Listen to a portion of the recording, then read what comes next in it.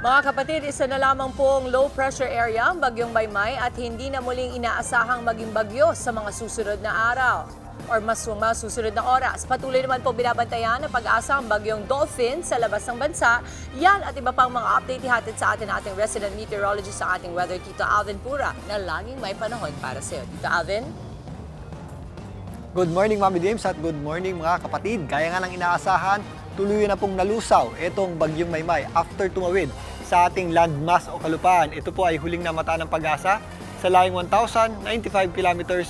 Ito po ay huling namata ng pag-asa sa layong 565 kilometers east ng Etiaga Isabela at tuloy na pong lumalayo sa ating bansa at tuluyan rin pong humihina at nagiging parte na ng sirkulasyon itong bagyong may international name na Dolphin na huli pong namata ng pag-asa sa layong 1,095 kilometers northeast ng extreme northern Luzon. Ito pong dating bagyong Maymay, ang low pressure area na ito ay hindi na natin inaasahang bumalik pa at maging bagyo muli at magiging parte na nga lang po ng ating habagat o southwest monsoon na siya naman pong nagpapaulan dito po sa kanlurang bahagi ng ating bansa. Dahil pa rin po sa ating habagat, although tumawid na at nalusaw na ang bagyong Maymay, yung ating habagat po ang nagdudulot ng mga posibleng kalat-kalat na pagulan at mga thunderstorm sa malaking bahagi ng Luzon. Pero posible po ay yung ating manaka-naka o yung ating mga paputol-putol na pag-ulan.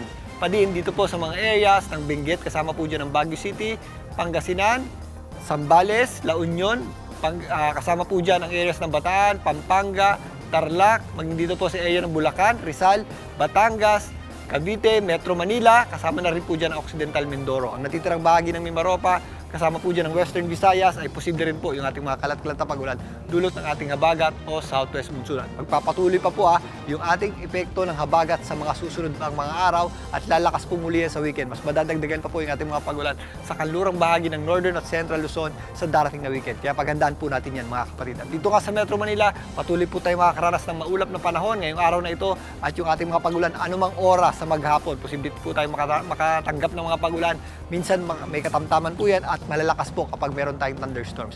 Meron din po yung mga malalakas na bugso ng hangin, lalong-lalo lang kapag nakakaranas tayo ng thunderstorms. Kaya sa mga lalabas ng bahay, ugalin po natin ang pagdadala ng payong o anumang pananggalang sa ulan at kung may mga lakad tayong importante, isaalang-alang po natin ang mga biglang buhos ng malakas na pagulan ngayong araw na ito. Bago na mga kapatid, ang ating araw po ay sumikat kaninang 5:41 ng umaga at muli po yung lulubog mamayang 6:23 ng gabi. At yan muna latest sa ating lagay ng panahon. Muli ako po inyong weather Tito Alvin. Lagi may panahon para sa inyo. Mga kapatid, dito Alvin Pura po na laging may panahon para sa iyo, umaraw man o umulan, dapat laging handa. Kaya para maging updated sa pinaka-latest weather updates, mag-follow at mag-subscribe na sa social media pages ng News 5.